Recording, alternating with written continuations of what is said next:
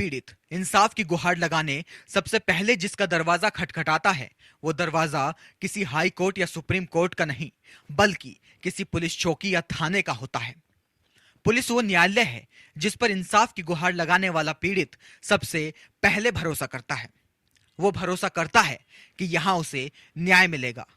लेकिन जरा सोचिए, अगर वही पुलिस वाले रक्षक की जगह भक्षक बन जाएं तो? वही पुलिस वाले अगर दो पैसों के लालच में बेगुनाह को ही आरोपी घोषित कर दें तो? मामला यूपी के इटावा का है, जहां पर पुलिस ने 10 लाख की रिश्वत ना देने के चलते बेगुनाह को ही हत्या के झूठे मुकदमे में फंसाकर जेल भेज दिया। पूरा मामला यूपी के इटावा के जसवंत नगर का है, जहां पर शोरूम मालिक जितेंद्र उर्फ शीलू तोमर के शोरूम में कुछ अपराधियों ने लूट और गार्ड की हत्या की वारदात को अंजाम दिया था, जिसकी शिकायत शोरूम में बैटरी का व्यवसाय करने वाले साथी व्यापारी विकास पाठक ने एसएसपी को ऑनलाइन दर्ज कराई थी, जिसमें आज तक खुलासा तो दूर की बात है, मामले की जांच भी ठीक ढंग से नहीं की गई है। उल्टा पुलिस ने साथी व्यापारी विकास पाठक को ही गलत तरीके से केस में आरोपी बनाकर जेल भेज दिया। लेकिन क्यों किया ऐसा पुलिस ने? शिकायतकर्ता के मुताबिक पुलिस ने ऐसा इसलिए किया क्योंकि उसने तत्कालीन सीओ रमेश चंद्र, एसओ अंजन कुमार सिंह और एसओजी प्रभारी सत्येंद्र यादव, इन तीनों को 10-10 लाख रुपए की रिश्वत देने से साफ तौर पर इनकार कर दिया। इस वारदात को अंजाम देने वाले हत्यारे आज भी खुलेआम घूम रहे हैं, तो वहीं बेचारा पीड़ित इस रिश्वतखोरी के जमाने में खुददारी की भेंट चढ़ गया। जब कोई रास्ता नहीं दिखा तो पीड़ित व्यापारी विकास पाठक ने सूबे के मुख्यमंत्री को पूरे मामले में लिखित शिकायत सौंपी, जिस पर मुख्यमंत्री ने संज्ञान लेते हुए एसएसपी को जल्द से जल्द जांच करने के आदेश दिए।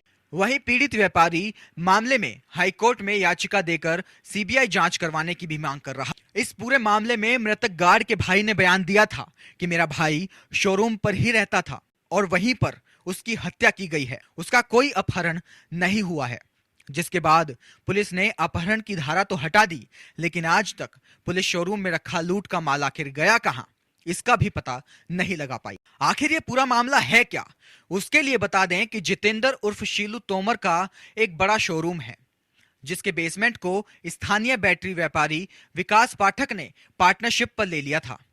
और जिस गार्ड की हत्या हुई है वो दिन में विकास पाठक की बैटरी की दुकान पर नौकरी करता था, वहीं रात में जितेंद्र के शोरूम पर गार्ड की ड्यूटी करता था, वहीं रहता था, वहीं खाता था। रात को गार्ड की हत्या के बाद जब स्थानीय लोग शोरूम मालिक और शोरूम पार्टनर को इस घटना की सूचना देते हैं तो वो दोनों तत्काल मौके पर पहुंचते हैं और पुलिस को फोन कर पूरी घटना की सूचना देते हैं।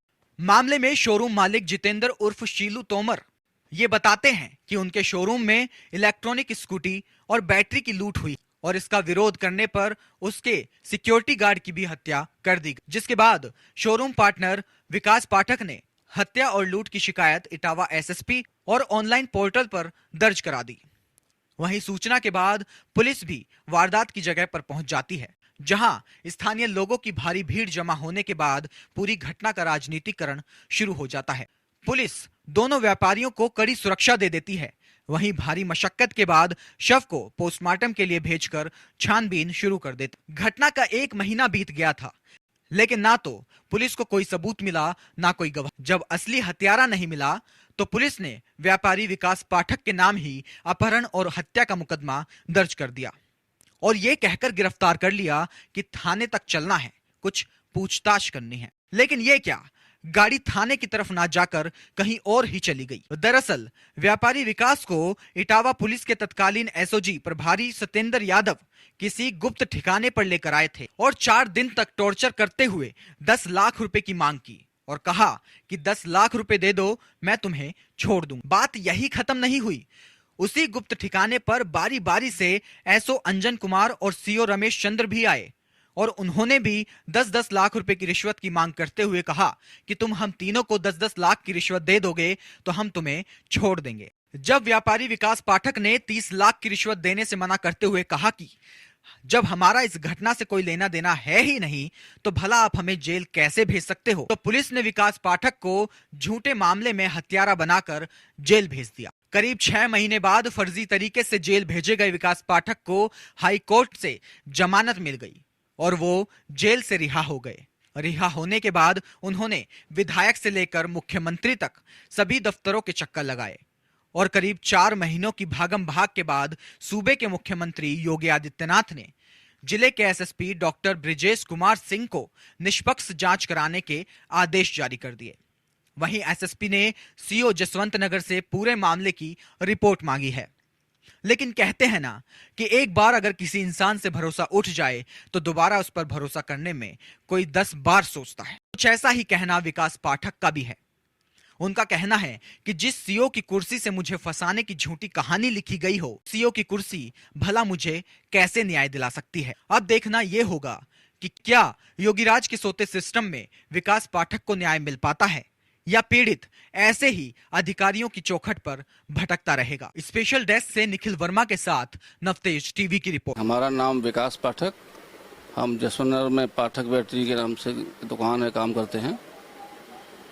जो लड़का मरा हुआ है 7 अगस्त 2020 को, वो हमारे यहाँ दैनिक कर्मचारी था, दिन में काम करता था। रात्रि में वो सीलू तोमर के महाकाल शक्ति नाम के शोरूम पे चौकीदारी का काम करता था, वहीं खाता था, वहीं सोता था और रात्रि में ही ये हत्या हुई है। सुबह जब हमें इसकी जानकारी हुई पड़ोस के 2 छोटे बच्चों के द्वारा, तो पहला फ़ोन हमने शोरूम मालिक को किया, दूसरा फ़ोन मृतक के गांव के लोगों को किया कि उसको बता दिया जाए कि हाँ लूट और हत्या जैसी घटना हुई है। तीसरा फ़ोन हमने पुलिस को 112 नंबर पर लगाया। जब हमारा नंबर नहीं लगा, बिजी जा रहा था 112 नंबर, तो पास में खड़े और भी लड़के थे, उनसे कहा तो फ़ोन लगा, बताया गया। मौके पे पुलिस आई और पुलिस के तुरंत बाद बसपा नेता और दलित समुदाय के कुछ लोग काफ़ी मात्रा में एकत्रित हुए और हंगामा काटने लगे, जिससे पुलिस ने हमें थोड़ी सी सुरक्षा दी और जब तक डेड बॉडी नहीं हटी तब तक हमें शोरूम में ही छुपा के रखा पुलिस की सुरक्षा में। फिर पुलिस हमें थाने ले गई और फिर हमें वहाँ से छोड़ दिया गया।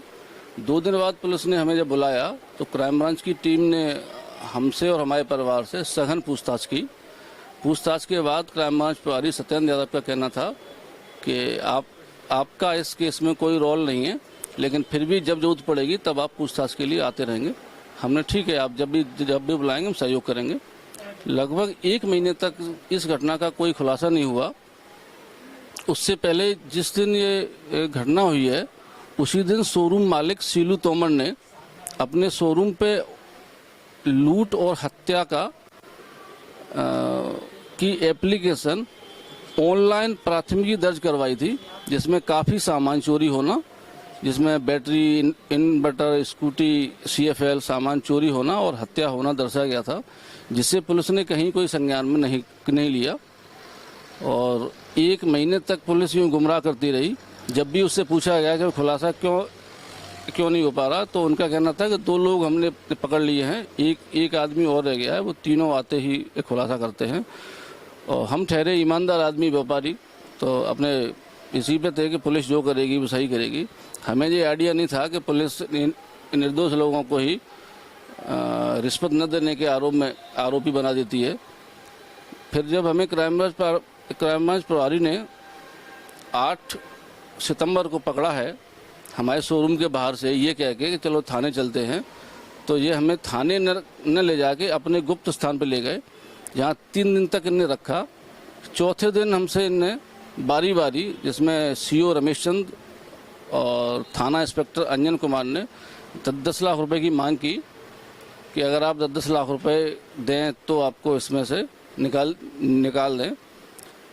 चौथे दिन क्राइम ब्रांच प्रभारी ने SSP आवास में बने क्राइम ब्रांच की ऑफिस में हमसे पुनः मांग की कि आप अगर 10-10 लाख रुपए तीनों अधिकारियों को दें तो इस केस से आपको निकाल देंगे, अन्यथा आपको जेल जाना पड़ेगा। तो हम अपने आप में भरोसेमंद ये थे कि जब हम इस घटना में सम्मिलित ही नहीं है, हमारा कोई रोल ही नहीं है, तो हम आरोपी कैसे हो सकते हैं। लेकिन उनने अपनी मनगढ़ंत कहानी बनाकर लूट व हत्या के ध्यान में न रखते हुए मुझे ही आरोपी बनाकर 12 सितंबर को जेल भेज दिया। उसके बाद माननीय न्यायालय के आदेश पे बेल पे हम 20 फरवरी को जेल से बाहर आए। बाहर आने के बाद अपनी जहां भी कह सकते थे, जिसमें मुख्यमंत्री हैं, प्रधानमंत्री हैं और भी जहां जहां कह सकते थे, गृह मंत्री, कानून मंत्री, मुख्य सचिव, मानवाधिकार आयोग, भ्रष्टाचार निवारण उन्मूलन कार्यालय, हमने हर जगह एप्लीकेशन स्पीड पोस्ट की। लास्ट में अभी 24/6/2021 को मुख्यमंत्री कार्यालय से आदेश मिला है जांच का, जो इटावा एसएसपी साहब के लिए है। हम एसएसपी साहब से भी हमने मुलाकात की, तो उनने उस जांच को आगे बढ़ाते हुए सीओ जसवंतनगर को दे दिया है। अभी हमारी सीओ जसवंतनगर से मुलाकात नहीं हुई है, तो हमें तो न्याय की उम्मीद है। अब ये कौन करेगा, कैसे होगा, ये हमें आइडिया नहीं है। हमारे चैनल के माध्यम से आप सूबे के डीजीपी और मुख्यमंत्री तक क्या अपनी गुहार पहुंचाना चाहेंगे न्याय हेतु? मैं निर्दोष हूँ, मुझे न्याय मिलना चाहिए और रिश्वतखोर पुलिस वालों पर भी कार्रवाई होनी चाहिए। क्या लगता है, आप जैसे बड़े व्यापारी को पुलिस ने रुपए के लालच में जेल भेज दिया, आज दिन हम अखबारों में पढ़ते हैं कि पुलिस खुलासे करती है, क्या लगता है खुलासे कैसे करती है? पुलिस अपने मनगढ़ंत तरीके से खुलासे कर देती है। पुलिस बिना पैसे लिए कोई काम नहीं करती है। ये हमने अपने इस केस से एहसास किया है। मैं राजवीर सिंह पाठक जी के पड़ोस में ट्रांसपोर्ट का काम करता हूँ। ये घटना जो हुई है उसमें पुलिस ने किसी तरह की जांच नहीं की है, जबकि इसमें जांच होनी चाहिए थी। जो माल चोरी हुआ है, स्कूटी इधर उधर मिली थी, बैटरा मिला था इधर उधर बाहर, और उसकी पूरी पुलिस को हर चीज़ की इन्फॉर्मेशन दी उसकी, लेकिन पुलिस ने कोई भी जांच ना करके पाठक जी को डायरेक्ट मुलजिम बना दिया और जेल भेज दिया। ये गलत हुआ है, इसकी पूर्णतः सही से जांच होनी चाहिए। मैं सर्विस पाठक एडवोकेट विकास पाठक का बड़ा भाई हूँ। जिस दिन 7 अगस्त 20 को घटना हुई है, मैं भी इटावा से आ गया था, तो इन्होंने ही पुलिस को सूचना दी, इन्होंने ही जिनके घटना हुई उसके मालिक को सूचना दी है, तोमर को। और उस वक्त कई गाड़ियाँ चोरी गई हुई थी, काफ़ी सामान तितर बितर पड़ा हुआ था। पुलिस के भी कई अधिकारी थे, 100-200 आदमी भी था, सबको पता था यहाँ हत्या के साथ साथ लूटपाट हुई है, जिसको पुलिस ने टोटली छिपाया है। और पैसे के इच्छुक होने के नाते इनकी एफआईआर इनके नाम दर्ज करवाई उनके प्रेशर में। उसके बाद ये कहा तुम्हारा कोई दोष नहीं, इनको छोड़ भी दिया। और महीनों जो अपनी दुकान में बैठे, जब बुलाया तो जांच में भी गए, सहयोग किया, हम भी गए, लेकिन जानबूझ के पैसे चक्कर में इनको फंसा दिया। एक्चुअली शुरुआत इसकी पुलिस ने दिखाया, वादी ने दिखाया है कि इनका अपहरण किया गया घर से, जबकि पुलिस ने दिखाया कि अपहरण इनका हुआ ही नहीं। माने भी कहा है, जो वादी की गवाही है, कि ये इनका अपहरण नहीं हुआ, जो दुकान पे थे। ये एक्चुअली जहाँ घटना हुई है, ये विकास पाठक की दुकान नहीं है, सीलू तोमर की दुकान है। वहीं वो सोता था, खाता था और रात में नौकरी करता था अपनी। वहीं मर्डर हुआ। उन्हें एफआईआर भी की है उसी दिन, सेम डे, ऑनलाइन एफआईआर। उसका पुलिस ने कहीं कोई हवाला नहीं दिया, न कहीं दर्शाया है। तो पैसे के चक्कर में सोचा ये बड़ी पार्टी है, इनको फंसाओ।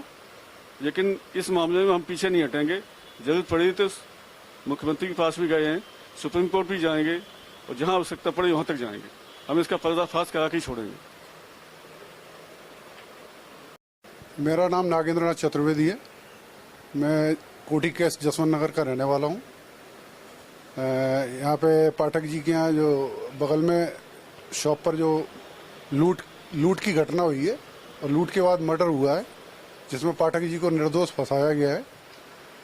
और मृतक का जो मोबाइल है, आज तक उसकी कोई ईएमआई नंबर की जांच नहीं की गई, न आज तक उस मोबाइल को ट्रेस आउट किया गया।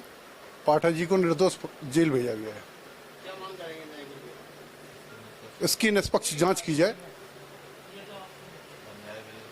और पाठक जी को न्याय मिले। नाम टिंकू शर्मा है और मैं पाठक जी की दुकान पे 8-9 वर्षों से काम कर रहा हूँ। और ये जो लड़का मरा है, ये भी करीब 4 साल से काम कर रहा था, तो बीच बीच में आ जाता था। दरअसल मैं भी उस समय आ गया था जब ये पता चला कि उसका किसी ने हत्या कर दी है। पास की बिल्डिंग में महाकाल सोलर पैनल के नाम से दुकान है, वहाँ पर वो सोया करता था, उसके घर से लड़ाई झगड़ा हो जाता था। तो उस समय मैं भी पहुँचा तो मैंने देखा जाके, तो जब वो नहीं आया तो शटर बजा के देखा तो उसको खुला पड़ा था शटर। तो सब लोग ने फ़ोन करना शुरू किया। पाठक जी भी वहीं पे मौजूद आ गए थे, उन्होंने भी मेरे को वहीं पे खड़े हुए थे, उन्होंने भी फ़ोन किया और मुझको भी बोला कि फ़ोन लगाओ जल्दी से पुलिस को। तो वो भी प्रयास कर रहे थे, किसी का फ़ोन नहीं लग रहा था, तो मैंने भी प्रयास किया। तो 2-3 बार लगाने के बाद मेरा फ़ोन लग गया। तो उसके बाद मैंने पुलिस को सूचना दी, बताया कि पाठक बैटरी के पास में ही शोरूम है, वहाँ पर एक हत्या हो गई है और उसमें लूटपाट भी हुई है, काफ़ी सामान चोरी हो गया है, स्कूटी थी, स्कूटी चोरी हो गई है। तो वहाँ से फिर एक एम्बुलेंस भी आई है कि कहीं वो जिंदा है या नहीं है। एम्बुलेंस आने के बाद पुलिस भी आई है। पुलिस आने के बाद जो है काफ़ी सारे भीड़ शुरू हो गई, अधिकारी आना शुरू हो गए। ये सारा मामला है, उनको झूठा फंसाया गया है, कोई जांच नहीं की गई और यही पुलिस कहती रही कि बार बार कि आपने नहीं किया, जांच कर रहे हैं, पर ऐसा कुछ भी नहीं हुआ। आखिर में उन्हीं को जेल भेज दिया गया, कह दिया गया कि आरोपी आप ही हैं। लूट का सामान कहाँ गया, मिला नहीं मिला? लूट का सामान एक स्कूटी अगले दिन बरामद की गई थी, जो नहर के पास डली हुई मिली, पुलिस को मिली है। उसके 3-4 दिन बाद बैटरी एक डली हुई मिली है कुछ दूरी पर। लेकिन ये सारी चीज़ें पुलिस ने कुछ भी खुलासा नहीं किया। उन्होंने एक फ़ोटो खींचे और देखा, उसके बाद कुछ भी नहीं किया और सारा इल्ज़ाम जो है पाठक जी पे ही लगा दिया। पाठक जी को खुली जेल दे दिया, क्या जी उसकी मंशा रही? जी पैसे के लिए की मंशा रही है, पैसा नहीं मिला उनको, इसीलिए उन्होंने भेज दिया जेल। देश और दुनिया की हर बड़ी खबर के लिए सब्सक्राइब करें नवतेज टीवी और पल पल के अपडेट्स के लिए बेल आइकन को दबाना ना भूलें, क्योंकि आपकी खबरों का भरोसेमंद साथी है नवतेज टीवी।